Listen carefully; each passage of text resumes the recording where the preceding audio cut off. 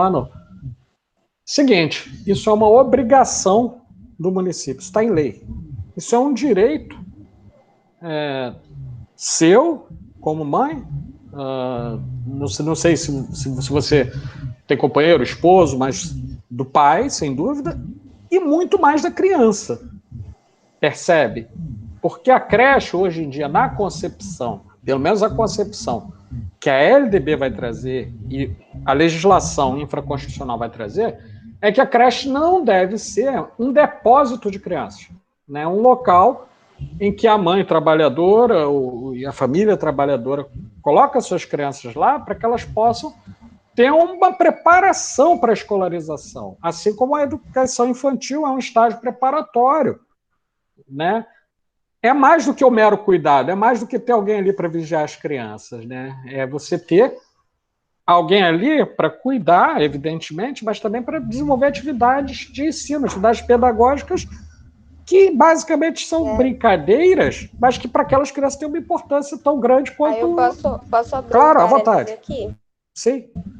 Porque é justamente isso. Porque eu tô aqui, como eu sou de Itaboraí, minha família toda ficou lá. Aí certo. eu vim para cá porque meu marido ele tem uma casa aqui onde a gente morava por conta da violência, não dava mais para criar as crianças. Perfeito, eu sei conheço bem a Reta Velha, aquelas coisas dessas, eu sei como é que é. Isso. Uhum. Aí eu vim para cá e fiquei sozinha com ele. Aí Perfeito. O problema é exatamente no desenvolvimento dele, porque como ele não tem contato com outras crianças, ele... minha filha mais velha não mora aqui comigo, né? Tá morando Perfeito. com o pai. Então eu fico aqui sozinha, até para esse ensino remoto está sendo um transtorno, porque eu abro aqui, às vezes ele está chorando, ele quer atenção, né? Claro. Ele tem 4 anos de idade. Eu faço grego e toda aula de grego, o professor pede para a gente ler alguns trechos de textos. E às vezes não tem como eu abrir aqui, porque ele está berrando, ele quer brincar, ele não entende. Então, Algos antropoi, né? São as dores do homem, né? Do ser humano, né? É isso. Pois é. E aí a complicação é essa. E aí claro. Eu queria inteirar também de como isso é recorrente e como que atrapalha muito. Nós mulheres, né? Bastante. As mulheres que ficam em casa. As Muita mulheres coisa. que estão de alguma forma sendo prejudicadas por conta dessa... Sim. Sei lá, não posso nem... Não, é verdade. Eu quero dizer uma coisa para você, tá? Agora falando desde um ponto de vista que não é o meu, porque por mais que eu possa valorizar e conhecer a experiência feminina, eu não posso ver a experiência feminina com os olhos masculinos, não tenho condição de fazer isso, tá? Mas, por exemplo, para eu conseguir chegar aqui e dar aula remota para vocês, eu conto com uma colaboração imensa da minha esposa, que não tinha nenhuma obrigação de fazê-lo e faz para que eu consiga trabalhar. Perfeito? Me ajuda muito. Muita coisa. Eu vejo muitas mães que estão tendo dificuldades no ensino remoto porque elas precisam assumir simultaneamente o cuidado com os filhos, as tarefas domésticas e o ensino remoto.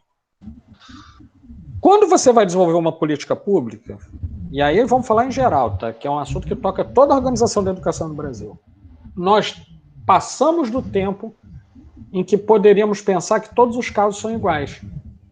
É muito diferente para uma mulher da classe trabalhadora ter um acesso à educação do que para uma mulher que não advém da classe trabalhadora, que tem todo, por exemplo, uma tradição familiar, uma herança cultural de escolarização,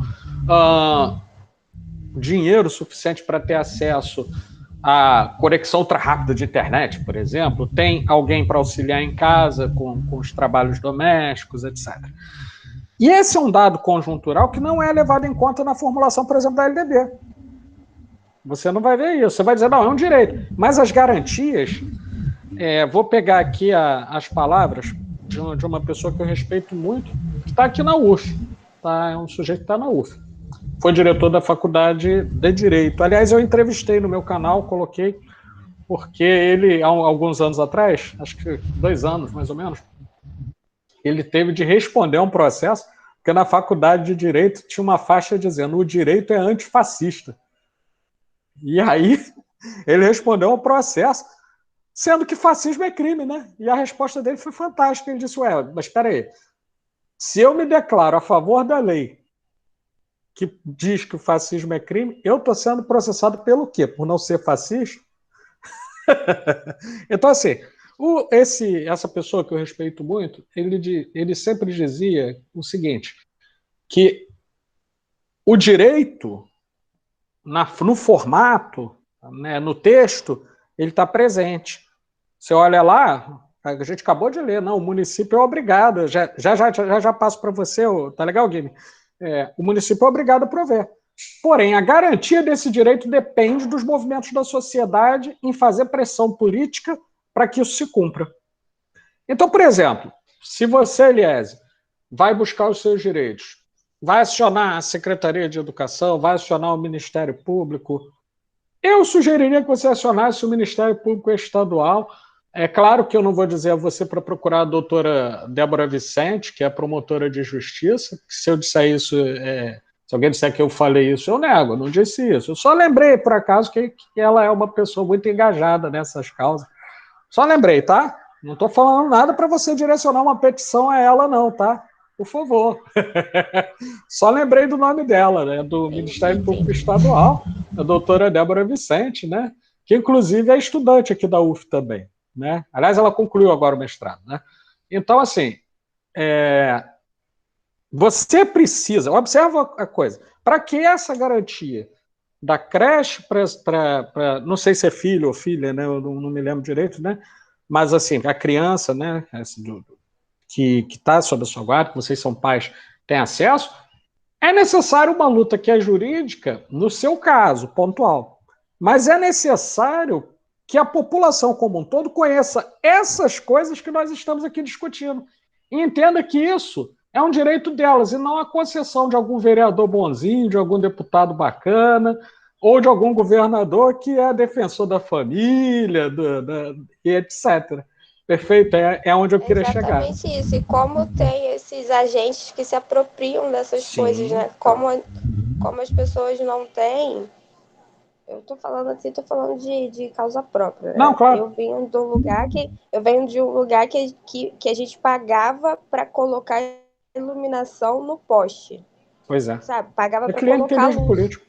É o toma lá da cá. Quando foi questionar isso é um direito nosso, né? Isso aqui você paga na conta de luz, é um direito nosso. A gente sofreu até ameaça, porque você tinha que pagar, que eles chamam de braço de luz, que é aquele suporte que segura a lâmpada. Você tinha que pagar para colocar na sua rua.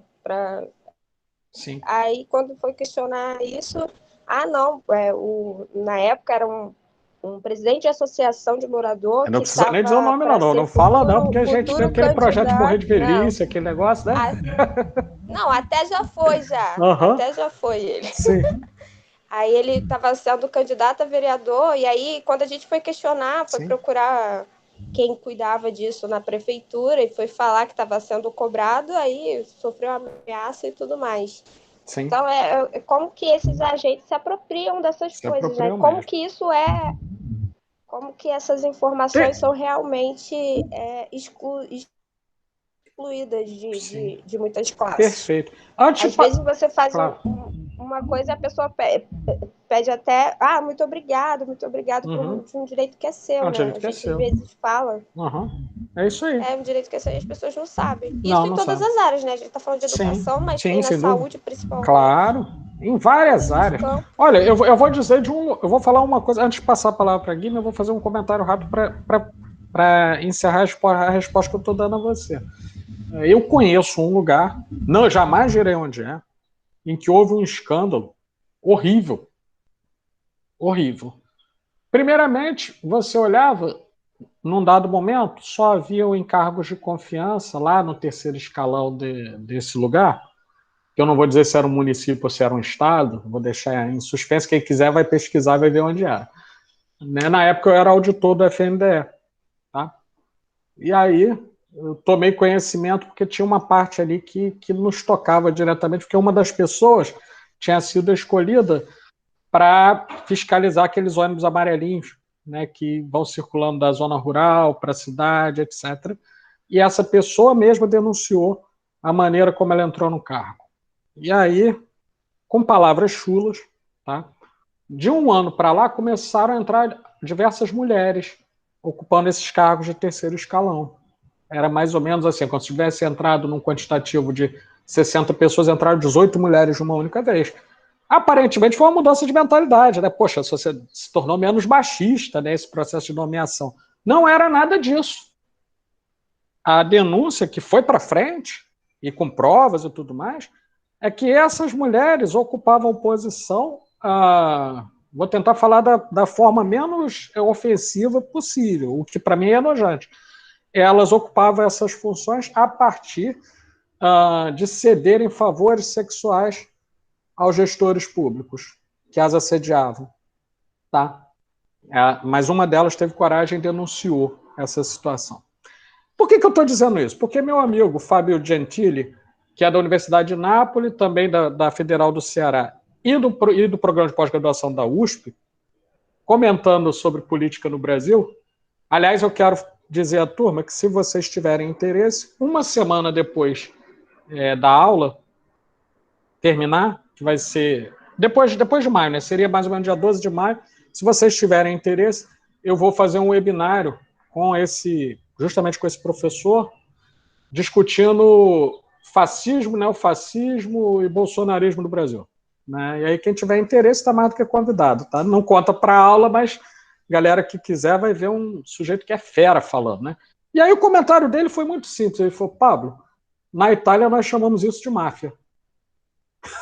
Não falou mais nada.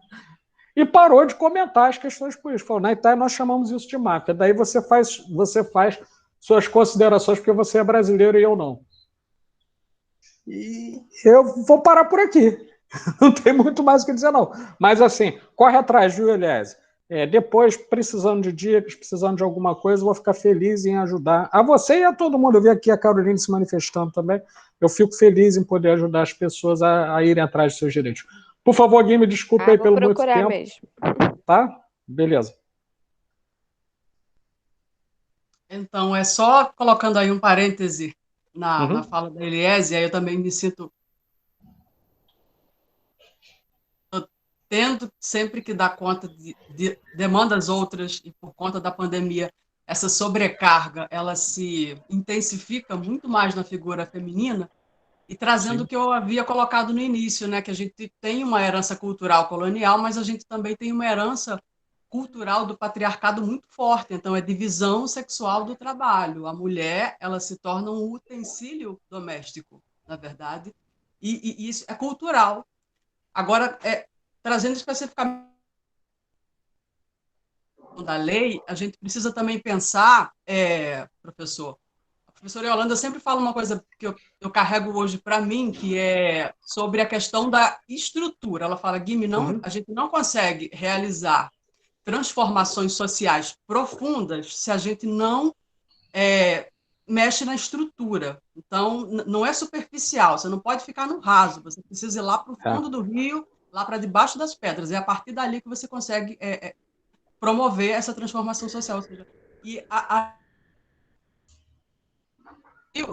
tem homens legislando sobre a questão do estupro, tem homens legislando sobre a questão do aborto. Então, quem legisla sobre o nosso corpo, o nosso ir e vir enquanto mulher, enquanto figura feminina no país, é na verdade, uma gestão que se perfaz, e é cultural, e se coloca naquele lugar e fica naquele lugar, na verdade, no lugar de poder, no lugar da fala, que é o grupo cis, hétero, branco, patriarcal. Ou seja, quem vai legislar sobre a questão do direito à creche, na verdade, e aí a gente pode trazer para esse momento também o conceito de Djamila Ribeiro, que é lugar de fala.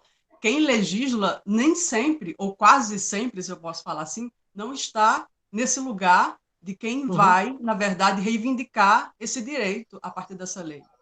Então, também ver que não estamos, efetivamente, a população brasileira, se a gente for pegar pelo censo, a feminina ela é maior, e a população negra também é maior, que é 54%, quem legisla, na verdade, legisla para continuidade, para um continuismo de privilégios. Então, é interessante também pegar a partir desse ponto estrutural de quais representantes temos no governo o segmento feminino. E aí, dentro desse segmento feminino, existem vários segmentos femininos, né? Tem a mulher de classe média alta, burguesa, que ela vai ter alguém lá para ajudar. Enfim, vai ter a mulher que vai estar se virando que geralmente é negra, pobre, vem da periferia, não é isso? Exatamente. Vai ter a outra mulher que vai estar se virando em si para assistir aula, para dar conta do filho que está querendo atenção e tem a casa, enfim. Então, é pensar em quem está legislando efetivamente para que isso continue. Né? Então, essas estruturas elas precisam também ser de alguma forma repensadas e essa herança, esse ranço patriarcal que a gente tem de divisão sexual. Sim. Privado e os homens na esfera pública, que é justamente essa esfera de poder. Então, é a partir daí também que a gente precisa trazer essa reflexão. Obrigada. Perfeito. Eu vou dar um exemplo que acho que ajuda a gente a pensar, né, a sintetizar isso. Você está falando da legislação, né? E aí eu vou falar de um órgão que, por definição, é o guardião da Constituição, que é o STF. Certo? Vamos analisar a composição do STF. Né? E aí eu não vou falar nada, vou falar, tá, tipo dever de casa, tá? Olhem lá a composição do STF. Não vou dizer nem bem nem mal, mas observem. E aí procurem ver quantos indígenas, negros, quantos grupos, quantos são representados dentre os grupos de orientação sexual minoritária estão ali presentes. Negros, mulheres, indígenas, LGBTQIA+, procurem verificar. Né? Essa é a primeira coisa. E segundo, um dado que eu acho que é exemplar do que você coloca. Há alguns anos havia chegado à presidência do STF um negro, Joaquim Barbosa, e isso foi motivo de espanto. As pessoas olhavam e publicavam, né? Nossa, mas é um homem muito inteligente, é muito preparado e é um negro. Caramba, como se fosse uma coisa que, pelo fato dele ser negro, fosse improvável, para não dizer impossível, como se o natural fosse a impossibilidade de um homem negro, pobre, ter chegado a uma posição lá no topo da cúpula dos legisladores. Né? Por que eu estou chamando a atenção para isso? Não estou defendendo, não estou idolatrando, defendendo, não acho que tem problemas. Não vou entrar no mérito das ações de Joaquim Barbosa, até porque me falta conhecimento jurídico para analisar cada processo que ele leu, tá? Não tenho esse conhecimento todo, não. Mas eu quero mostrar para vocês que existe algo em política que é muito grave no Brasil. Nós temos uma política de exemplarismo. O que é isso? Você, a pretexto de ser democrático, por exemplo, tem um indígena. Vou dar um exemplo dos anos 80, tá? Não vou falar de hoje, não. Vou falar dos anos 80. Anos 80, primeiro deputado federal indígena era o cacique Juruna. Aí apareceu lá um indígena. E as pessoas tratavam literalmente como se fosse um objeto zoológico. Olha, nós temos um deputado índio, tá? Nós somos um país muito democrático. Tem um deputado indígena. Como há alguns anos, houve uma governadora, não vou, mais uma vez, não entro no mérito, né, legislativo, não vou entrar no mérito das decisões do executivo, nós tivemos uma governadora negra, foi a Benedita da Silva. Não estou dizendo se o governo foi bom ou ruim, particularmente não gostei do governo dela, mas do governo, não estou falando da pessoa, beleza? Mas observe, as pessoas viam, né, como algo absurdo. E por que isso? Porque em termos culturais, históricos e sociais, possuímos uma sociedade que é profundamente excludente e que vê ainda as divisões, as diferenças, desde um ponto de vista colonial, com um forte passado escravista. E quando você tem escravos em qualquer sociedade, você vê aquele que é escravizado como alguém menos do que humano. Vou até trazer um dado, que não é meu, tá? Isso aí é do pessoal lá da área de psicologia social. Tem um estudo Eu não me recordo o autor, vocês desculpem, a minha memória às vezes falha, né? Eu leio muita coisa, às vezes eu esqueço quem escreveu, mas eu prometo que depois que tiver interesse eu passo direitinho por e-mail. Disse que a sociedade brasileira tende a possuir um complexo de sadismo e masoquismo muito grande, dada uma herança escravista. Né? Então, nós temos, por exemplo, uma espécie de fenômeno no qual justamente muitos oprimidos passam a cultuar o opressor como se boa coisa ele fizesse, por ser uma figura de poder. Né? É um outro elemento para a gente considerar. Por isso que quando a Yolanda fala em questões estruturais, Guilherme, eu concordo muito com ela, porque mudar um artigo ou um parágrafo na lei só vai ter efeito se essas mudanças se refletirem no conjunto da sociedade e no local onde as coisas precisam acontecer. Eu posso ter uma legislação muito avançada antirracista, mas se quando eu vou ao shopping fazer compras e eu resolvo não ir tão bem vestido quanto quando eu vou dar uma conferência internacional, eu tenho um segurança andando atrás de mim na loja, ora, essa é uma sociedade profundamente racista. Né? E tá, tudo bem. Eu consegui estudar, chegar à Universidade Federal, ok. Mas os que não conseguiram, os que estão nas favelas e que têm o direito ao acesso à educação, aos serviços de saúde, aos serviços de segurança e tudo mais que os demais, e que sofrem esse tipo de discriminação. Falei do exemplo aqui racial, mas poderia pegar outros exemplos. Né? Então, assim, essas modificações estruturais são tarefa nossa, né? Porque nós somos a sociedade. Né? É tarefa nossa. E aí é uma tarefa que vai para além da academia. Porque na academia a gente está estudando, aqui na aula a gente vai estudar, a gente estuda LDB, a gente estuda artigos, a gente conversa, a gente debate questões no nível teórico. Quando a gente sai daqui, eu penso que a ação política que vai acontecer quando a gente está em contato com as pessoas fora da academia, que é um espaço que aqui tem uma ou pelo menos um ensaio de democracia, onde a gente pode debater abertamente certas questões. É um local que não é um local em que a gente vai simplesmente fazer um estudo teórico, mas a gente vai aplicar as coisas que aprendemos numa militância para que esses direitos cheguem até as populações que, teoricamente, são alvo da legislação e alvo desses direitos subjetivos. Ok? Falei para caramba, mas é porque isso a gente não pode passar como se nada acontecesse, como se estivesse tudo bem. Não é verdade, estamos sob uma realidade altamente autoritária. Só um minutinho, peraí, só um minutinho. Tchau, amor. Vai com Deus. Tá bom? Obrigado. Bota sua roupa protetora. É melhor. Bom, tudo bem, tá legal. Tá bom, tudo bem. Desculpa, pessoal, eu tava aqui falando com minha esposa que vai sair ao mercado, aí eu recomendei que ela usasse uma roupa protetora, mas deixa pra lá, deixa isso quieto. Isso é assunto doméstico, para vocês verem como é que tá. A gente regrediu tanto que eu estou fazendo a mesma coisa que se fazia no século XVIII. Né? O mestre-escola, ele trabalhava na casa dele, juntava um monte de pessoas assim, e as coisas da casa estavam acontecendo, né? Então, quer dizer, nós voltamos para o século XVIII, vocês estão tendo as aulas régias do professor Pablo aqui, tá certo? Então era isso que eu tinha para colocar. Quero ouvir mais o pessoal. Assim, eu gosto de vocês, tenho profundo respeito, consideração e até um carinho por meus alunos, minhas alunas, mas eu acho que vocês falam pouco. Eu vou ser sincero com vocês, acho que vocês falam pouco.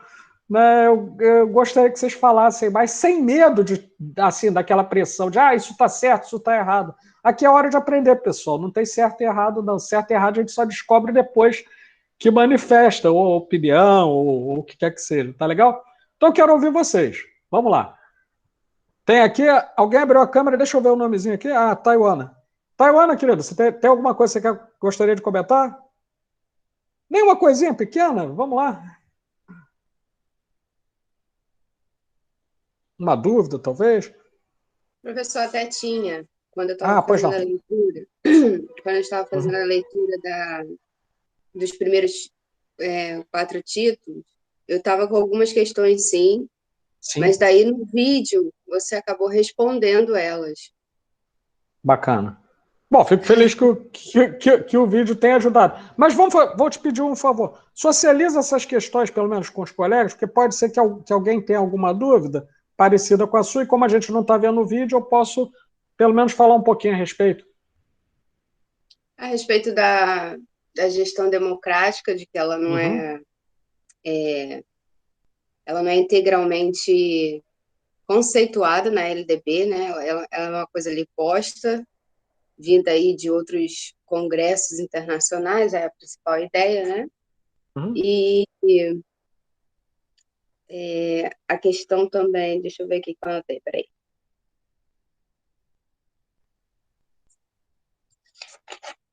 Teve uma questão que agora eu não vou me recordar. Assim, a diferença entre atendimento e educação gratuita, quando ela fala lá da educação infantil, que assegura o atendimento atendimento à educação às crianças de 4 a 7, a partir dos 4 anos, e depois ele fala de educação gratuita. Por que faz essa divisão quando fala já dos mais novos, de 0 anos até os 5 anos? Ok, beleza. Tranquilo. São só essas duas ou tem mais aí pra gente? São só essas. Perfeito, querido. Me permita, então, responder, e aí eu abri para os colegas, tá? Eu vou dar uma palhinha rápida sobre esses temas. Bom, a primeira coisa é a seguinte, a LDB e a Constituição estão mostrando a gestão democrática como princípio. E o que é isso? Elas estão fixando diretrizes, elas estão mostrando um pouco como pode e deve se processar essa gestão democrática. Qual o problema? A gestão democrática não deveria aparecer só como princípio, mas também como garantia. Então, se você diz, não, a gestão democrática será um princípio, e você estabelece somente uma forma em lei, que são os conselhos, de você ter gestão democrática, na verdade você não a garante. Por quê? Porque existem inúmeras formas de você manipular o que seria a democracia num conselho. Vou dar um exemplo aqui. Tá? Possivelmente alguns de vocês já viram isso. Imaginem que nós temos uma reunião qualquer, numa assembleia, num colegiado, qualquer coisa. Não pode rir não, tá, gente? Não pode rir não. E aí, tem um monte de pontos lá. Aí um determinado ponto que é muito relevante, vou dar um exemplo hipotético. Supondo que eu participe de um colegiado que, entre outras coisas, discute políticas de ação afirmativa para os estudantes. Tá? E aí alguém coloca esse ponto lá como o 14º ponto da pauta. Por exemplo, tá? Isso não aconteceu não, isso aqui é um exemplo hipotético.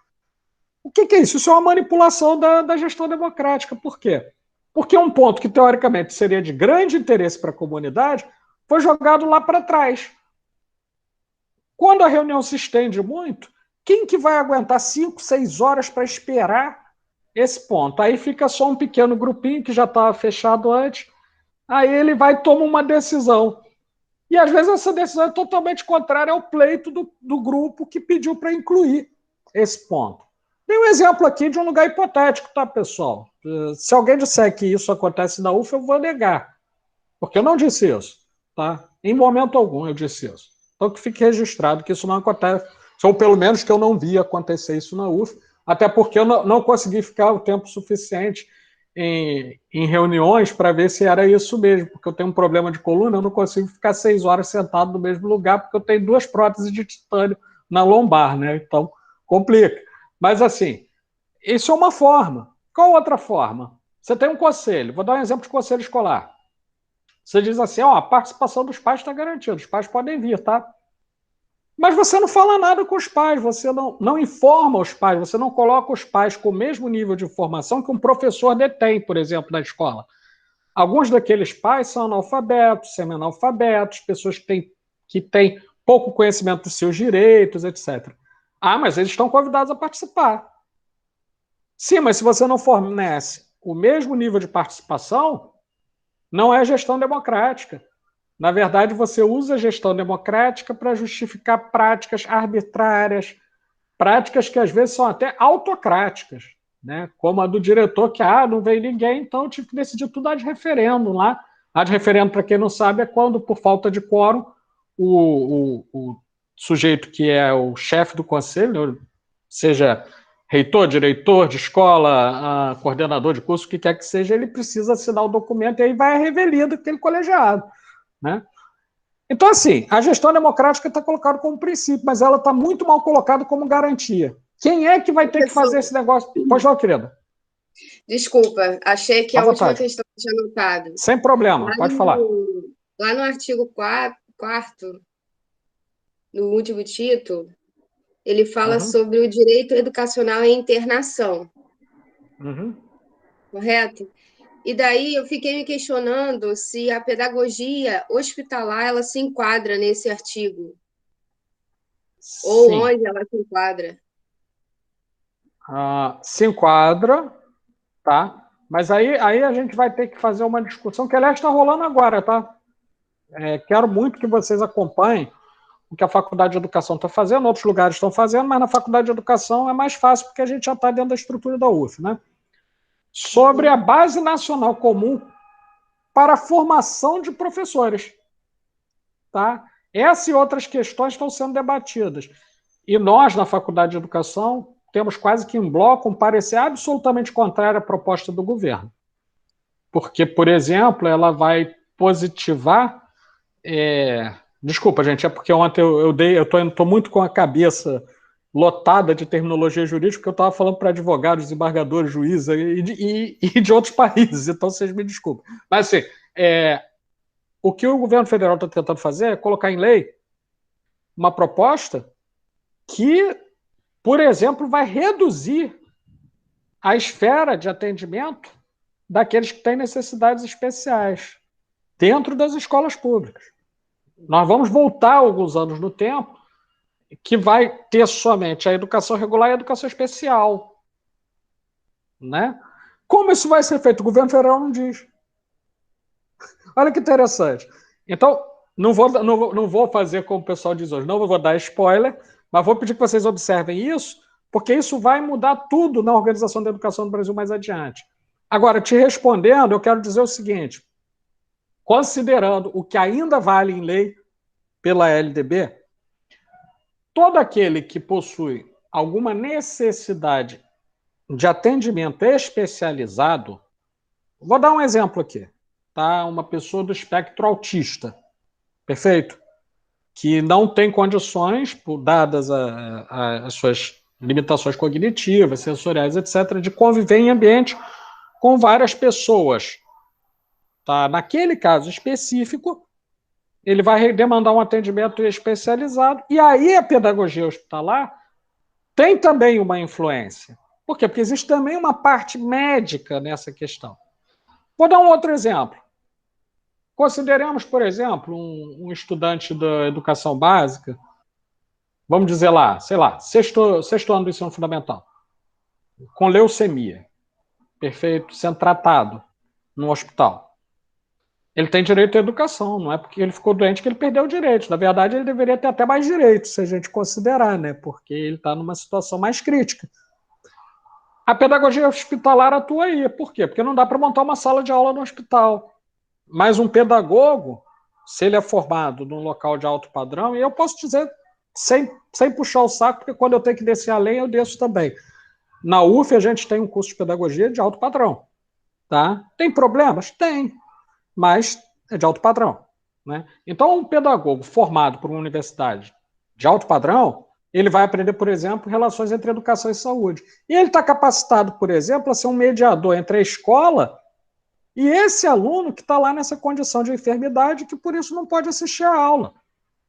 Perfeito? Então, a lei vai estabelecer isso. Quem é que regulamenta? Como é que vai acontecer isso no artigo que você destacou? Os sistemas de ensino regulamentam. E aí, eu vou ter que dizer o seguinte, Taiwana. Vou ter que lembrar alguém que é muito antigo, tá? Tem que lembrar alguém que é muito antigo, que falou uma frase, um filósofo sofista, aliás, né, que era adversário dos Sócrates. Para quem não sabe, os sofistas, eles se caracterizavam por defender bons argumentos sem ter a verdade do seu lado, tá?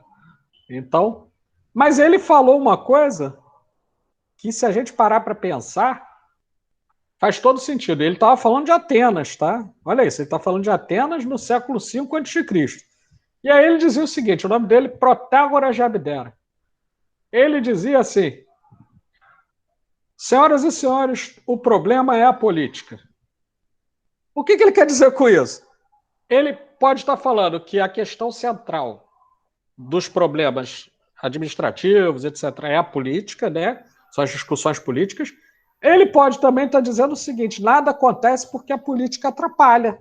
A política que aí está atrapalha, impede, obstrui. E ele deixou isso no ar, porque senão ele seria, inclusive, julgado e sentenciado pela democracia ateniense, que era composta por 30 tiranos. Olha que interessante, né? Em Atenas, quando começa a chamada democracia moderna, ela começa com 30 tiranos, né? Por que eu estou tocando nisso? É porque o buraco é muito mais embaixo. As coisas, como muito bem disse a professora Yolanda, estão muito lá no fundo, até da própria estrutura da democracia. Então, por exemplo, você tem uma lei maior assegurando esse atendimento, até quando o sujeito está em uma situação de isolamento ou internação. Beleza. Mas como é que isso se efetua lá nos estados, nos municípios? Como é que eles regulamentam isso? Quem fiscaliza? Como é que acontece? Por exemplo, vou falar de algo que eu testemunhei e posso falar. Na época em que atuava, na época ainda existia MEC, oh meu Deus do céu, eu tenho que parar com esses atos falhos, né? Desculpe. Quando eu estava presente ainda no governo Lula, no segundo governo Lula, na estrutura do FNDE, que é um órgão do MEC, nós recebemos uma denúncia de que um dado município havia, numa sala de aula, uma professora que não era versada em Libras, com 32 alunos surdos e 4 alunos ouvintes. Né? E aí fomos ver, era isso mesmo. E a responsabilidade estava sendo jogada em cima da professora. Só que, na realidade, não é assim, né? Porque existe todo um sistema, né, de gestão do ensino que tem por obrigação prover aqueles educandos com necessidades especiais de uma educação que possa eles atender, pelo menos com alguém que use a linguagem de sinais. Né? Isso aí deu uma zebra, vocês nem imaginam, mas é só para a gente perceber que, quando estamos falando da política e das garantias, a garantia é muito mais do que o que está escrito em lei. A garantia é a resultante entre o que está colocado em lei e os movimentos que a sociedade vai fazer, ou para fazer cumprir a lei, ou para tornar essa lei mais justa, porque nem sempre a lei significa justiça. Tem leis que são profundamente injustas. Tudo bem? Ok? Então, só para complementar, né, quanto à questão do atendimento gratuito e educação gratuita na educação infantil, essa confusão, e aí é confusão, tá? Essa confusão que se estabelece quando a gente vai mexer com a legislação decorre de uma incompreensão por parte de vários legisladores da diferença entre assistência social e educação. O cuidado é a obrigação das políticas de promoção social e assistência social. Está envolvido na creche? Está. Mas não é só isso. Esse cuidado, ele precisa ser complementado com uma parte pedagógica, que é o direito à educação. E aí, só muito recentemente, é que nós temos discussões que vão conceber a creche, nós temos pessoas que vão conceber a creche como algo mais do que, como eu disse antes, um depósito de criança. Você deixa a criança ali, aí depois você busca a criança, né? E aí você teve alguém que tomou conta da criança ali, vigiou a criança naquele momento. E hoje tem uma corrente muito forte, alguns especialistas em educação infantil, alguns até na casa mesmo, que vão mostrar que a creche é mais do que isso, e que precisa ser mais do que isso. Se isso tem que aparecer melhor na lei, aí é resultado da pressão política, social e até jurídica que a gente vai fazer para modificar essas incongruências. Tudo bem? Não sei se te respondi, mas era o que eu tinha para falar. Beleza. Antes de passar a palavra, pessoal, eu quero falar de um ponto que eu quero destacar aqui sobre a LDB, que a gente não pode passar sem nesse artigo 4, tá? Vou até selecionar aqui para destacar, porque enquanto eu falo, eu vou mostrar onde é que está isso, tá? Só um instantinho. Aqui, eu vou colocar aqui, que é muito, muito importante. Está logo no artigo 8º, que é o primeiro do título 4, né? E aí eu vou compartilhar a tela com vocês, para todo mundo ver do que eu estou falando. Me parece um ponto gravíssimo e que a gente tem que olhar com muita atenção. Está aqui. Artigo 8º, a União, os Estados, o Distrito Federal e os municípios organizarão em regime de colaboração os respectivos sistemas de ensino. E aí a gente tem aqui, mais adiante, né, uma parte complementar. Caberá à União a coordenação da Política Nacional de Educação, articulando diferentes níveis e sistemas e exercendo função normativa, ou seja, definindo o que pode e o que não pode em termos de lei, redistributiva, ou seja, se falta algum recurso, falta assistência técnica em algum lugar, você precisa tirar de onde tem mais e colocar onde tem menos, e supletiva, ou seja, o governo federal precisa complementar onde não existe alguma coisa que seja necessária em relação às demais instâncias educacionais. Parágrafo 2º, os sistemas de ensino terão, e aí quero grifar uma palavrinha, liberdade de organização nos termos da lei. Vamos lá, porque tem pegadinha aqui, tá, gente? Vou parar de compartilhar. Todo mundo tem a lei aí, a gente não vai decorar, mas tem pegadinha nesse negócio aí. E essa pegadinha é o que eu queria chamar mais atenção nessa aula. Porque quem perceber essa pegadinha, quando for estudar toda essa matéria, vai perceber que tem um problema sério na legislação. Vamos lá. Percebam que lá no artigo 8º está dizendo que deve haver um regime de colaboração entre estados, municípios e governo federal. E eu posso dizer sem nenhuma sombra de dúvida que isso é uma ficção. Esse regime de colaboração não existe. Para citar as palavras do já falecido Padre Quevedo, isso não existe. Não existe. Isso é o desafio a dobrar meu dedo para baixo. Você não tem poder nenhum porque isso não existe. E não existe, certo? Não acontece. Na prática, isso não acontece. Há um descumprimento flagrante da lei. E não é de agora não, tá? Se a lei é de 96, isso acontece desde 96. A gente já tem aí 15 anos, né? Dá para fazer até uma festa de 15 anos, né? E no dia 20 de dezembro, né? Mas uma festa invertida, né? Uma festa em que a gente celebra uma desgraça, né? Igual eu vejo pessoas hoje comemorando divórcio, né? Para mim é um negócio muito esquisito, mas vamos lá, né? Sei lá. Não entro nesse mérito, não. Mas é meio parecido com quem comemora divórcio e faz festa, né? A gente celebra o não cumprimento da lei. São 15 anos de descumprimento da lei. Vou dar um exemplo que ilustra isso. Municipalização de escolas. Municipalização de escolas.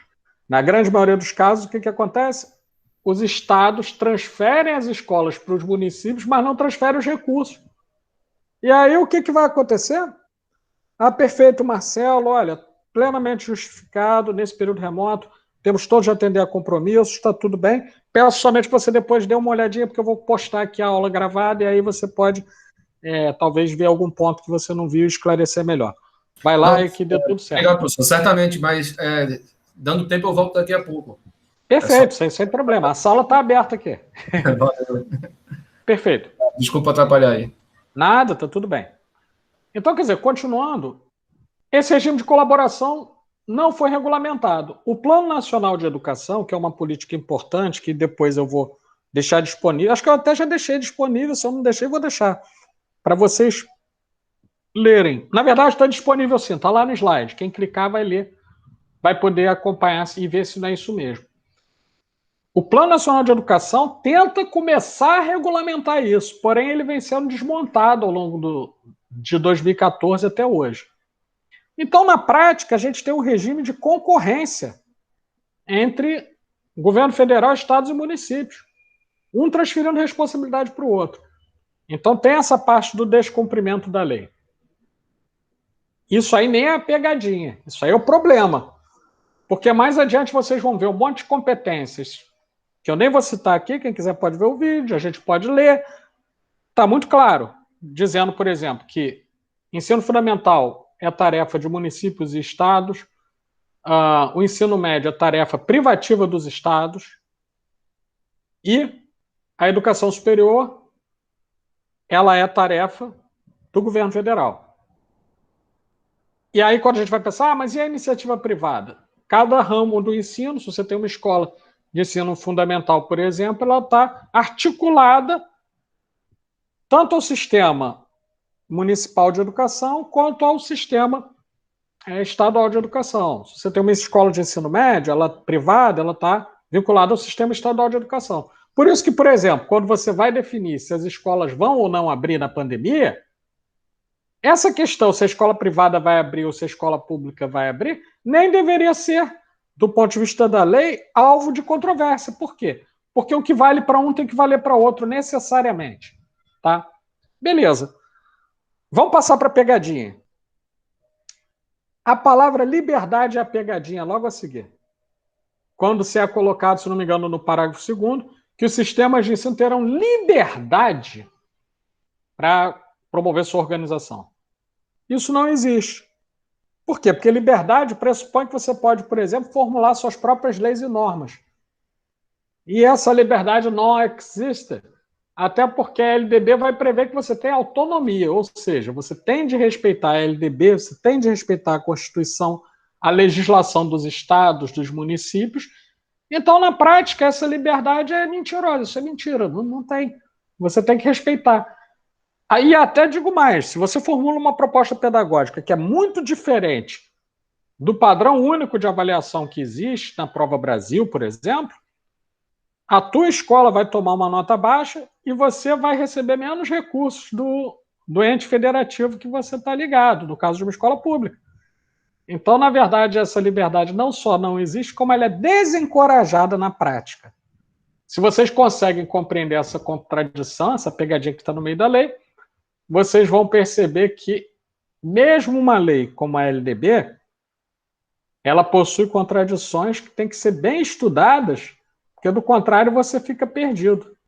Você vai ver coisas acontecendo ali ao arrepio da lei e, por incrível que pareça, o sujeito não está sequer quebrando a lei. Né? Era isso que eu tinha para colocar.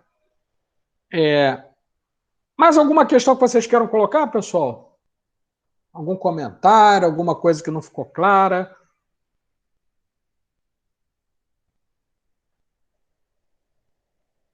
Dou-lhe uma. Dou-lhe duas. Dou-lhe três. Opa, por favor. Pode falar, tá com a palavra.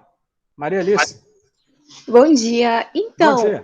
Eu tenho uma questão sobre... que acaba sendo um comentário dos artigos, e tanto da LDB quanto da Constituição, e também uma dúvida que acaba sendo para avaliação da nossa disciplina. Porque eu comecei a escrever algumas coisas relacionadas a alguns artigos que eu localizei, tanto da LDB quanto da CF, que tratam de forma muito clara da educação para o trabalho. E eu queria que se você pudesse comentar um pouco sobre isso, porque eu vejo nos artigos, principalmente no inciso 9 do artigo 3 da LDB, onde ele fala... deixa eu dar uma olhadinha aqui, calma. Não, tranquilo. A hora é essa. Fala sobre a vinculação entre a educação escolar, o trabalho e as práticas sociais, e aí num comentário que você tinha feito de que essa questão das práticas sociais é algo muito abrangente, não é definido, mas verdade. Eu percebo que em todos os artigos onde esse vínculo ao mundo do trabalho aparece, esse vínculo é muito bem definido, sabe? E eu gostaria de saber um pouco dessa dessa relação, como se fosse uma aplicação legal de uma visão já neoliberal mesmo, onde a educação serve para preparar a mão de obra. Sim. E eu queria um comentário sobre isso. Perfeito, querida. Além do comentário, eu vou dar uma dica para vocês. Eu falo bastante sobre isso, ainda naquela nossa playlist, quando eu vou comentar dois elementos que afetam a nossa legislação. O primeiro é um comentário crítico que eu faço, o que se convencionou chamar os 4 pilares da educação, né? E eu vou discutir isso bem fervorosamente. Dificilmente eu vou trabalhar na ONU, mas eu estou muito bem na UF, eu não estou preocupado, não. Tá? Mas, assim, eu tenho que bater, porque tem ali uma visão que expressa a síntese e a essência do neoliberalismo sendo aplicado à educação. Esse é um primeiro ponto. E tem um segundo vídeo, que está também na nossa playlist, vocês podem dar uma olhada. Quem quiser mais aprofundamento, me procura, que eu dou leituras, etc. Tem um outro vídeo em que eu estou comentando a influência dos organismos multilaterais ou internacionais na educação brasileira. Tá? Procurem lá, vocês vão achar naquela playlistzinha.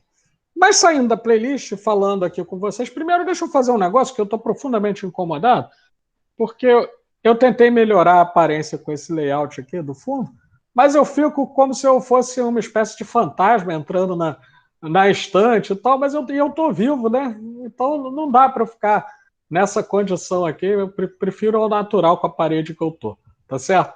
Então vamos lá. Melhorou, pelo menos não está fantasmagórico o negócio, né? Ainda quero viver muito tempo. Então vamos nessa. Seguinte, Maria Alice, eu tenho algumas formas de responder isso para você e eu vou escolher uma. A LDB ela é construída sob uma influência fortíssima do que eu vou colocar aqui, tá? Que é a Conferência Mundial de Educação para Todos, que ela é uma conferência da ONU que vai acontecer em 1990 numa cidade da Tailândia chamada Jomtien. O nome é esquisito pra caramba, mas é porque é tailandês, né? Para nós é esquisito. Eles devem achar Niterói também um nome muito esquisito, por exemplo. Assim, nessa conferência, o Brasil assina essa conferência, há uma série de propostas ali que já estão se desenhando. Perceba, eu estou falando de 1990. Algumas de vocês sequer eram nascidos, né? Eu também não tinha nascido, não, só ouvi falar, tá, gente? Mentira, não é nada disso. Eu já estava lá na luta ali. Então, em 90, essa conferência, ela cria alguns... E aí eu convido vocês a lerem esse documento. É fácil, só jogar no Google isso que está aí, vocês conseguem baixar e ler. Mas uma parte chama a atenção, que é a seguinte: a educação deve atuar prioritariamente em relação com o mundo do trabalho. Ou seja, a escola passa a assumir uma função para os países signatários de produção de mão de obra, cabendo à sociedade fazer a diferenciação social em cada caso, né, dos postos de trabalho. Está colocado lá. O Brasil segue essa cartilha neoliberal.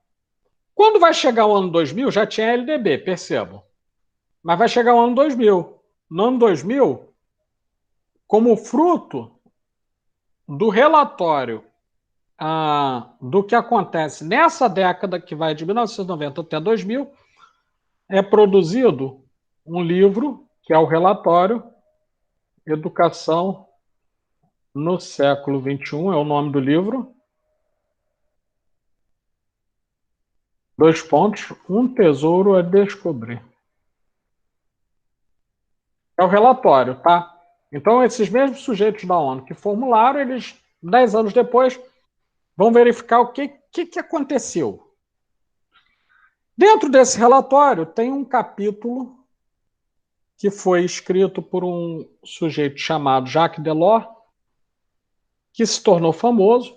Aliás, eu diria que é o mais famoso de todo esse livro, que se chama Os 4 Pilares da educação no terceiro... Os 4 pilares da educação. Na verdade, o texto é os 4 pilares da educação do terceiro milênio, né? Que ao longo do tempo ele vai falando de tudo que vai acontecer no milênio. Ora, não vou nem entrar muito na análise desse texto, não, porque já tem um vídeo que eu falo uma meia hora sobre isso. Mas eu vou dizer, só para dar uma palhinha, que ele faz uma espécie de profecia, o que não é muito comum entre cientistas, né? Cientista, normalmente, pelo menos os que eu conheço, né? Eu só aprendi a trabalhar do presente para trás. Né? Eu posso até fazer uma projeção, uma previsão, mas eu não posso fazer uma profecia sendo cientista. Eu não posso dizer que alguma coisa fatalmente vai acontecer. Isso é tarefa das religiões. Não estou entrando no mérito se está certo ou errado, mas isso não é ciência. Religião é outra coisa. Tá? Numa religião você pode ter um profeta, e o profeta lá no Apocalipse fala: eis que vi, surgiu do mal uma besta com 7 cabeças e 10 chifres, e sobre cada chifre havia um diadema. Tá, ok, é um profeta falando. Mas se eu sou um cientista, eu olho para o mar e eu não vejo nada disso, eu não posso dizer que vai sair de lá de dentro uma besta com 7 cabeças.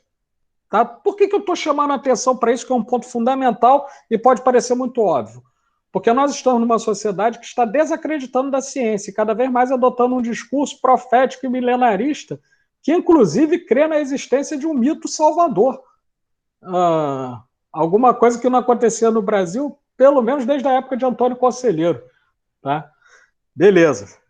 Apesar de eu gostar mais do Antônio Conselheiro. Deixa quieto.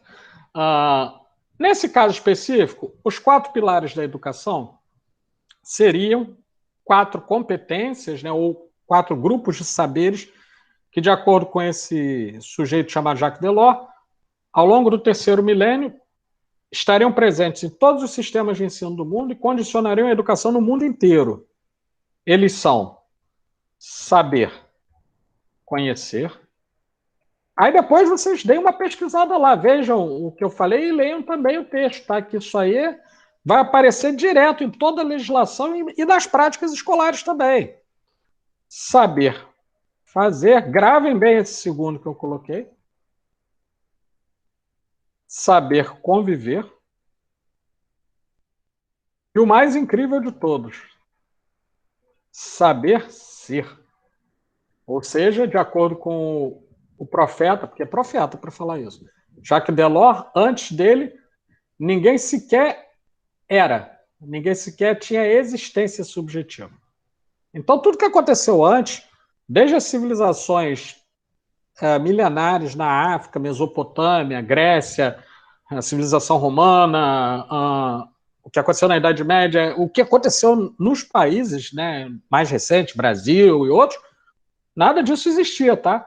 Você aprende a ser depois que você lê o padrão ONU do que significa ser. Isso, para mim, é a mesma coisa do que alguém dizer: eu sou o alfa e o ômega. Eu sou o início e fim. Antes de mim nada existia e você só existe porque eu existo. No fundo, o discurso é isso. É assustador. É tremendamente assustador. Mas eu compreendo que alguém possa pensar dessa forma. Se eu fosse um psiquiatra, provavelmente eu veria aí uma megalomania de alguém que se concebe como uma espécie de divindade. Mas eu não sou, então não estou dizendo isso. De toda maneira, é alguma coisa assustadora. Mais assustador do que isso é você ter mais de 100 sistemas de ensino no mundo inteiro adotando isso aí como diretriz. Isso é a essência do neoliberalismo no que diz respeito à educação. Está corporificado nesses 4 pilares aí. Vamos voltar para o tema específico que você levanta, Maria Alice. A relação entre... E aí vou até colocar no chat. A relação entre educação e trabalho está vinculada ao chamado aprender a fazer. Ou seja, quando você lê o texto lá da ONU, você vai perceber que a LDB, na modificação, porque a gente está lendo uma versão mais atual, não é a primeira que sai em 96, tá? E é até bom, né? Porque senão, imaginem, aconteceu tanta coisa, teve tanta mudança, né? Que a gente ia ficar desatualizado. Tem alguns colegas que brigam comigo porque não querem usar a versão atualizada da LDB. Eu digo, meus queridos, então tá, então vocês voltem no tempo e fiquem dando aula em 96, porque a gente tem que falar do que está acontecendo hoje, né? Beleza. Quando você vai ver, escrevi até errado, botei trabalho, mas é trabalho, tá? A relação entre educação e trabalho está vinculada ao que se chama aprender a fazer. Ou seja, para a gente destrinchar isso, a gente vai ter que entender que a visão de trabalho e a visão de educação conectada ao mundo do trabalho na LDB, apesar de parecer ampla, ela é bem específica. Ela vai trabalhar com a noção de trabalho, vai trabalhar com a noção de empregabilidade. E o que é isso? Vamos para a empregabilidade. Se antigamente a escola possuía um papel de certificar o sujeito, já não era grande coisa, tá? Mas vamos lá. Você terminava lá vamos pensar, digamos, nos anos 70. O sujeito terminava o seu ensino médio, digamos assim, e ele era habilitado, ele tinha quase que uma garantia de que ele iria ter um emprego, uma vez completado sua trajetória escolar. Se ele fizesse uma faculdade, mais ainda. Ele tinha essa garantia. Era ruim? Penso que sim, porque você tinha uma visão muito estreita de escola, especialmente a escola para os pobres, né? Voltada diretamente para o cara aprender a trabalhar e ser explorado. Hoje nem isso.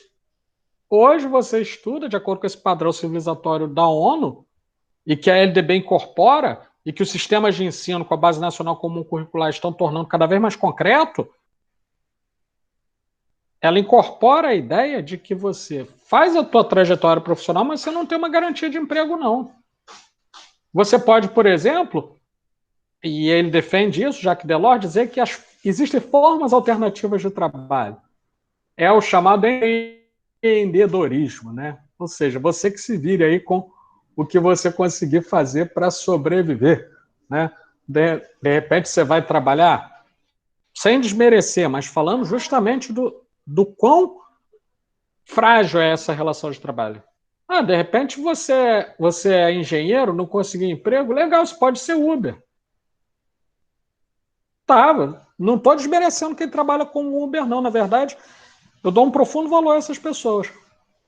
Mas entenda, o cara é engenheiro, aí ele vai tá tranquilo, ele pode ser Uber, gente. Certo? Não tem as garantias formais da CLT, pode ser demitido a qualquer hora, né? Ele vai ganhar, não tem um ganho fixo, ele tem um ganho por porcentagem, por produtividade. Então você tem uma educação que te prepara para essa precariedade do mundo do trabalho. O que é a essência das políticas neoliberais, especialmente para países pobres como o Brasil. Legal, você é pedagogo, não deu certo, não? Pô, trabalha no iFood. Entendeu? Tem vaga para você trabalhar de entregador no iFood. Sabe? Tem vaga para você trabalhar no McDonald's. Mais uma vez, eu não estou desmerecendo, muito pelo contrário, eu valorizo muito as pessoas que trabalham dessa maneira. No meu caso específico, não houvesse esses entregadores, poxa, nós teríamos dificuldades enormes. Eu, por exemplo, para ir no mercado, eu tenho que colocar 2 máscaras e face shield, né, para ir no mercado, né? Então, assim, mas não é por isso que eu vou dizer que a maneira como eles são contratados e remunerados é justa. Na verdade, é profundamente injusta. Na verdade, a gente já vou te dar a palavra.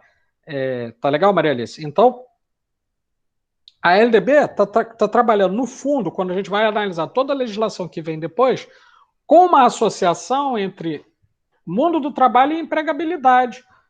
A probabilidade de ter um emprego e não a garantia. E aí vem uma reforma do ensino médio, que eu convido vocês a lerem o artigo que eu escrevi, que está na bibliografia, que ali eu explico melhor a reforma do ensino médio. Vem uma reforma do ensino médio que ainda desorganiza esse nível de formação. Ou seja, se já era difícil com o ensino médio antes, que não cobria toda a demanda, com o ensino médio atual fica quase impossível, porque ele está totalmente desregulamentado e fragmentado. Então, essa chamada empregabilidade diminui ainda mais. se antes nós tínhamos o avanço do neoliberalismo, hoje eu estou muito preocupado com o avanço do neoconservadorismo, que está associado.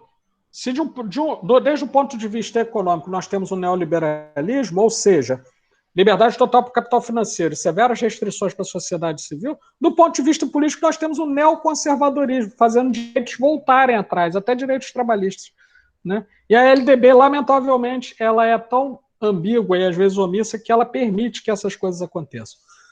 Maria Alice, por favor, pode falar, querida. Já encerrei aqui. Não, na verdade, o comentário que eu ia fazer era sobre a questão dessas formas de trabalho alternativas, sabe?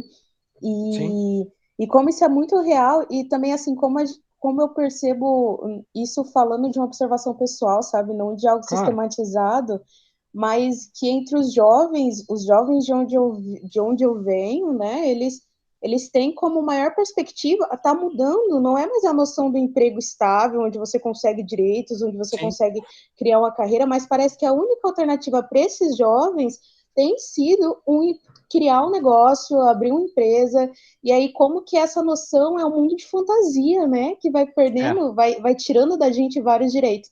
Do trabalhador que antes já não conhecia CLT, e aí começa a não ter mais CLT. É um absurdo. Mas é só um link do comentário que você fez. Não, mesmo. Total. Aliás, eu tenho um problema, e aí vou falar uma coisa, fica aqui entre nós. Né? Eu tenho vou falar. Sou eu mesmo, não vou me processar.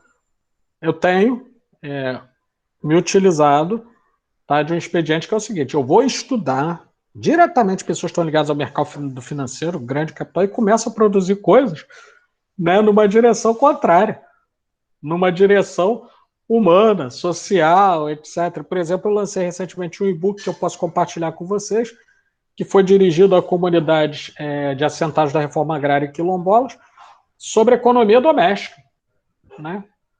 Que vai totalmente na direção oposta dessa ideia do empreendedorismo, né? Dessa precarização, dessa ideia de empregabilidade. Se alguém fala, Pablo, você foi militante ali, eu vou falar, fui mesmo. Fui sim. Era livro, entendeu? Me pediram para escrever, eu podia escrever o que eu quisesse, então eu escrevi, né? Eu estou mostrando isso por quê? Porque é uma pressão muito grande e a tendência é piorar, se nós não fizermos nada, principalmente. A tendência é piorar e piorar muito. Hoje, por exemplo, tem uma questão que está aparecendo aí no tempo inteiro nas pautas políticas que afeta até os servidores públicos, que é a possibilidade de você não ter mais o servidor contratado diretamente pela administração pública, mas contratado por empresas e organizações sociais, igual acontece, por exemplo, em hospitais. Vou dar um exemplo aqui. O Antônio Pedro, da UF, aí vou falar da UF, não vou falar nem bem nem mal, vou deixar vocês tirarem as conclusões de vocês e analisarem os fatos. Num dado momento, nós tínhamos o Hospital Universitário Antônio Pedro diretamente vinculado à UF, comunidade da UF, tá? Vinculado à Faculdade de Medicina, beleza. Num dado momento, na gestão de uma determinada gestão de reitoria, houve, não sem protestos, na época o reitor, procurem ver quem era, teve que sair com a Polícia Federal do campus escoltando, porque as pessoas estavam revoltadas, porque a revelia do Conselho Universitário, a gestão do Hospital Universitário Antônio Pedro foi transferido para uma empresa chamada Empresa Brasileira de Serviços Hospitalares. E aí o que acontece? Os novos que iam entrando no Antônio Pedro, não os mais antigos, né? Os mais antigos permaneceram com mesmos direitos trabalhistas. Os que iam sendo contratados, iam sendo, vejam, contratados, não concursados. Ou quando faziam concurso, era com contrato de trabalho e não com o estatuto do servidor público. Ou seja, você pode ser mandado embora a qualquer momento, tá legal? Esse modelo tende a se tornar dominante no serviço público ao longo do tempo, de maneira que você não tem nenhuma garantia, nem nos servidores públicos, daqui a pouco. Daqui a pouco você entra, você tem um contrato de trabalho, não gostei não, vou mandar o Pablo embora porque ele fala muita coisa aí que dá problema, acho que não dá para ser professor não, vou mandar ele embora. Por exemplo, se eu fosse um dos novos, né? Não é muito Para mim não pega isso, porque eu tenho uma coisa chamada direito adquirido, né? Eu sou de outro regime jurídico e tal. Mas e os que estão entrando agora? Se isso passa, se isso começa a valer. Já acontece nas redes de ensino, em que você tem contratados num número muito maior do que concursados. Aí você vai dizer, Pablo, isso não tem nada a ver com a tua aula. Eu vou falar, ao contrário, tem tudo a ver. A própria LDB está dizendo que essa lei vai condicionar a educação ao mundo do trabalho, e isso tem a ver com o mundo do trabalho como ele é hoje. Não sei se eu te respondi, mas era o que eu tinha para te dizer. Se eu não respondi, você pode perguntar mais alguma coisa, que estamos aí para isso. Legal? Respondeu sim. Eu também estava em dúvida sobre qual era a conferência que eu tinha que ler para ter uma referência a mais. Eu não sabia se era de qual era, porque você tinha citado duas nos primeiros vídeos, né? Isso, sim. E aí você já disse, então me ajudou bastante também. Perfeito.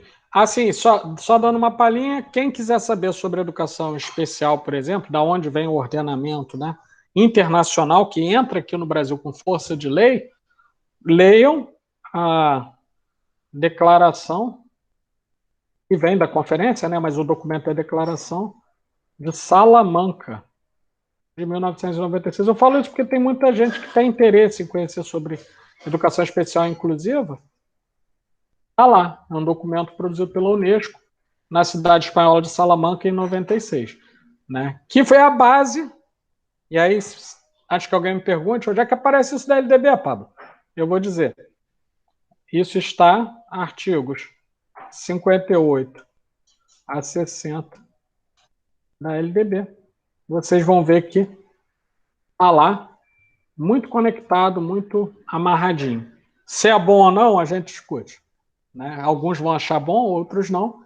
E em ciência é assim, é polêmica, né, pessoal? Não tem essa ideia de uma verdade absoluta, é discussão mesmo. Beleza, pessoal? Mais alguém quer fazer algum comentário, alguma dúvida sobre essa parte? Dou-lhe uma, dou-lhe duas. Bati o do martelo invisível aqui. Pessoal, olha só. Então, convido vocês, né, assim como a matéria que eu já vou falar a respeito adiante, que vai ser objeto dos nossos próximos encontros, convido vocês a verem e reverem, tá? Porque não é algo que... Vou ser muito sincero com vocês, já seria difícil se estivéssemos no ensino presencial. E não por alguma incapacidade de vocês, é porque é matéria pesada, difícil de análise, né? Requer muitas discussões, muitos aprofundamentos, muitas atividades. No ensino remoto isso fica mais difícil, tá? Então convido vocês a reverem esse material na medida das dúvidas. E aí, se tiverem dúvidas, tirem comigo. Estou aí para isso, tá? Beleza. O importante é a gente entender. Decorar pode ou não ser consequência. É o contrário do que diziam os professores que me ensinaram na pedagogia quando essa matéria se chamava Estrutura e Funcionamento de Ensino. Por exemplo, eu tive uma professora, eu fiz pedagogia nos anos 90. Ai, meu Deus do céu, quando a gente fala isso aí que dá para ver que, né, você não é mais garoto, né? Mas então, eu fiz pedagogia nos anos 90 por uma questão pessoal. Eu já dava aula, mas eu percebi que eu não sabia dar aula. Ou seja, eu tentava ensinar as pessoas e eu notava que as pessoas não aprendiam, né? Então eu fui estudar didática, fui estudar uma série de coisas e acabei gostando e indo para o campo educacional. Eu deveria ter permanecido num campo lá das ciências sociais, etc. Mas isso um outro dia eu conto isso para vocês. O importante é nós sabermos o seguinte, na minha época, nos anos 90, eu estudava, antes da LDB ainda, com um determinado professor que queria que nós decorássemos tanto a LDB de 61, decorássemos a LDB de 61 e a Lei 5692 de 71, de ensino de primeiro e segundo grau. E aí ele tinha uma metodologia muito interessante. Ele chegava, por exemplo, vamos supor que essa aqui fosse a turma e eu fosse o professor, chegava assim e falava, não sei, Maria Alice, por favor, fala aí o artigo 72 da LDB 61, agora.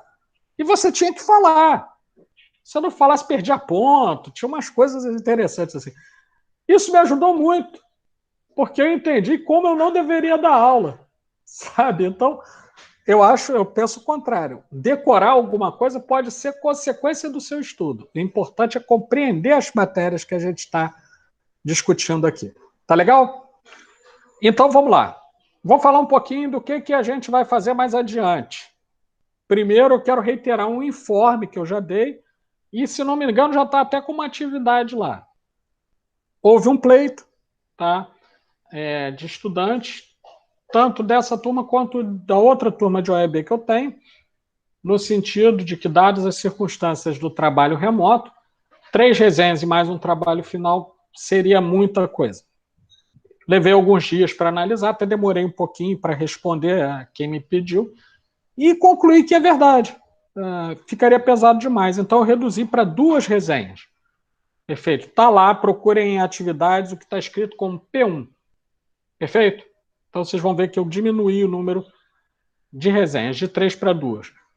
Eu quero fazer 3, eu não vou ficar triste. Perfeito, mas eu estou permitindo que vocês façam 2, entendendo isso como um reconhecimento das condições adversas que nós temos nesse período. Esse é o primeiro informe. Para a próxima aula, pessoal, nós temos uma matéria muito grande. Eu vou colocar aqui no chat, depois isso vai entrar na sala de aula virtual. Não vou colocar aqui no chat.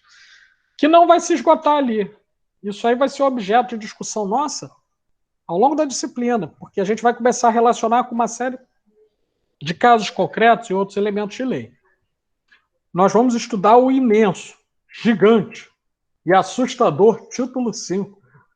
Eu falo isso, pessoal, brincando, tá? Quem falou isso foi um aluno meu que da era de artes cênicas, e quando eu fui falar do título 5, ele, professor, deixa eu fazer uma apresentação. Eu falei, tá legal, ele. Vocês estão diante do imenso, assustador, incomensurável e aterrador título 5. Preparem-se para ser guiados nessa jornada infernal por esse sujeito que desafia a morte e o inferno, nos levando rumo ao conhecimento dessas profundezas. Eu bati palmo, o cara era da área de teatro, o cara é muito bom. Mas, assim, de certo modo, eu tenho que dizer o seguinte, o título 5 é grande, tá? Ele tem mais ou menos aí 40 artigos. Uau! Gigante, né? Para vocês terem uma ideia, eu fui fazer um vídeo sobre ele e aí tem o vídeo lá. Se não me engano, que a gente tem que conferir na playlist, se não me engano, é a aula 6, chamado título 5 da LDB. E aí, pessoal, qual é a questão? Vou ser muito sincero com vocês. Precisa de muita paciência, né? Por quê? Porque são 2h45. A pessoa tem que ter uma paciência danada. Eu não sugiro que ninguém veja isso de uma vez só, porque é capaz de tomar raiva de mim e não querer voltar, né? Mas, assim, eu deixo lá para que ao longo do tempo vocês vão consultando, se tiverem alguma dúvida, né? Aquele artigo ali não ficou bem claro na aula, aquela parte. O que eu quero, então? Na próxima aula, eu quero simplesmente que vocês pesquisem, deem uma lida, vejam o vídeo, tá? Na próxima aula eu quero conversar com vocês sobre níveis e modalidades da educação brasileira. Tá? Então, pelo menos isso. Dê uma pesquisada. Pode pesquisar em outras fontes, tá? Na internet vocês encontram muito. Sugiro fortemente que vocês vejam um autor que eu gosto muito, que é o Carlos Roberto Jamil Cury. Ele sintetiza isso muito bem quando ele vai falar sobre LDB. Tem um texto dele que é clássico sobre a LDB, ele vai pegar na veia essa questão. Então, o que vocês têm que fazer? Estudem isso. Botei níveis, desculpa, eu escrevi tudo errado. Viveci, não, níveis. Níveis e modalidades da educação brasileira. Que a gente vai conversar sobre isso na próxima aula. Eu vou até apresentar um material aqui e a gente vai conversar a respeito. E ao longo das próximas aulas a gente vai discutir as minúcias disso aí, porque isso aí abre, por exemplo, para a gente entender por que uma escola de zona rural recebe mais recurso do Fundeb do que uma escola de zona urbana, por exemplo. A gente vai ver por quê, tá? Bom, por hoje é isso, tá? Agradeço profundamente a presença, eu sei que não está sendo fácil. Eu já te passo a palavra, Guime. Não está sendo fácil, tá? Nós estamos no pior momento. Somente ontem foram 3.468 vidas embora. Isso não é um número estatístico. 3.468 pessoas que foram embora por causa da pandemia. Em qualquer lugar, isso seria visto como um desastre pior do que a Segunda Guerra Mundial.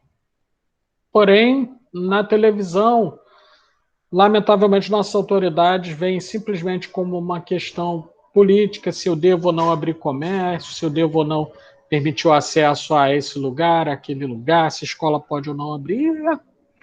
A discussão é muito mais séria, tem gente morrendo aí.